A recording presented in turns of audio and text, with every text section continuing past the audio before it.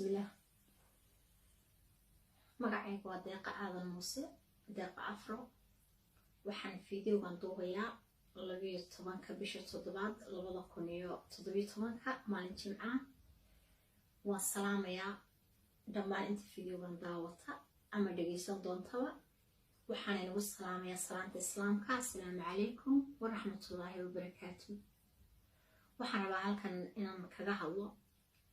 arrin aad iyo aad muhiim igu ahayd runtii aan muddo badan ka fikrayay ilaa yaraantaydii ilaa haddaba ilaa markasta aan aad uga fikri jiray waan dareensanahay runtii in kuwa badan oo idinka midow runtii aan ku yara aragti duwanahay laakiin muhiimadeedu waxay tahay horta anigu waxaan rabaa inaan soo gudbiyo taasaa aniga aad igu muhiima sidaan la soconaba adduunyadan waa lagu soo kala horeeyaa waana lagu kala dambeeyaa aniguse waxaan hadda maanta halkan usoo fadhiistan codsanayaa waxay tahay in ilaahay subxaana watacaala maalintuu i oofsado oo kolley dadna waa iga dambeyn doonaa dadna waa iga horeyn doonaa wax iska caadiya laakiin anigu waxa weeyaan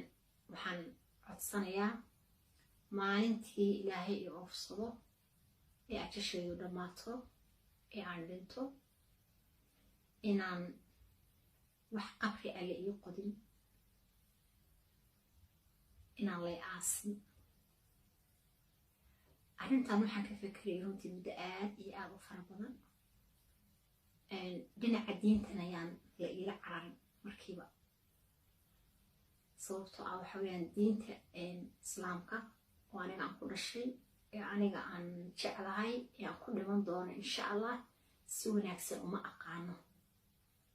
ilaahay subxaana watacaala ha ii kasto inaan si wanaagsan u barto insha allah mana garan karo runtii culayska ama cadadka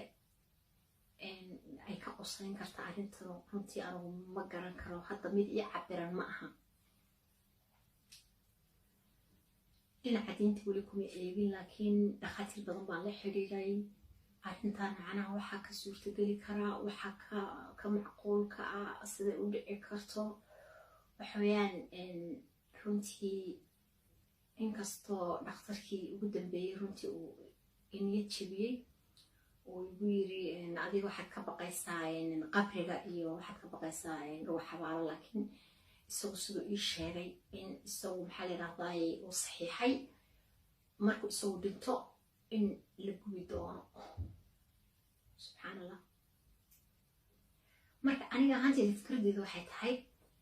iyadoon wax diin ah meesheeda loogu tegin oo la ixtiraamayo oo maxaa la yidhahdaay aan diinta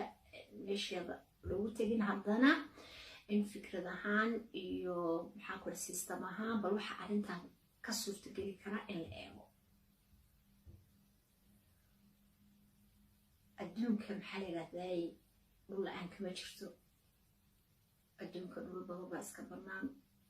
dhul kasta wuxuu waddan kasta wuxuu leeyahay dhul aad u tiro badan oo lama degaana oo maydka la dhigi karo meesha laga aasi lahaa in maydka meeshaas la dhigo dhul kasta waddan kasta dhulka ka bannaan in maydka la dhigo haddi kadib xitaa haddaa fiirisi systemka ay waxu socdaan waxa weeyaan dadka haddaad eegtid dadka sii gaboobaya iyo dadka soo dhalanaya runtii waxaad moodaa dadka sii gaboobaya inay aad u tiro badan yihiin oo runtii ay aad u yaraatay dhalmadii iyo tarankii inuu hadda kadib xitaa aad isu yaraan doono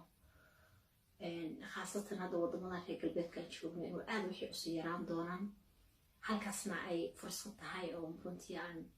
ay kasoo bixi karto dhul aad u tiro badan oo dadka dhinta la dhigo ama lagu kiib karayo meesha laga aasi lahaa qaar baa oran doonato culayska soo food saaray ay ka sheekeynaysaa waa maxay runtii anigu alxamdulilah rabbilcaalamiin waan caafimaad qabaa laakiin soomaalida waxay tiraahdaa wixii aan la huraynin horaa loo qabsadaa marka aniga waxay iga tahay wixii in horey loo qabsado unba iga tahay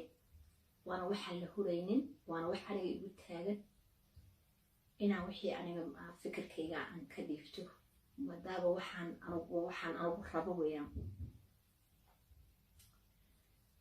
anigu waxaan kasoo horjeedaa oon halkan usoo fadhiyaa ma rabo qof kasta oo iga geeri dambeeya arrintan qusaysa anigu in lay aaso diyaar uma ahi qof kasta markuu intuu nool yahay ayuu magaranaysaa wax ka hadlaa wax codsadaa wax dhihi karaa inkastoonan rajo aad u fiican aanan ka qabin oo xitaa aniga hooyadii i dhashay oo adduunka ilaahay iigu jecel yaraan baanu ahay hooyaday labada daandhood bayga jeceshahay cimrigeeda ilaahay ha rajiyo hadda kahor maraan weydiiyaan ku yidhi anigu hooyo ma doonayo haddaan dhintay in lay aaso waan ka dhaadhicin kari waayo waxay ugu tiri maa waxaa ka baxo dad iga horreysidna waan ku asturayo awalna maxaa la yidhahdaa aan qofba mar farta ka xiri jiray walaa dad iga nolol dambeysay u sheeg dadka qabriga neecahay yaa lay gelin laakiin hadda maanta anaaba halkaan la soo fariistay ilaahayna talaan saaranaya insha allah inaan lay aasin oo aan dhulkaas anigu hadda aan ku dul qorxoonahayo aan ku dhashay aan ku qurux badanahan joogo hoostiisa inaan lay gelin baan ilaahay ka barya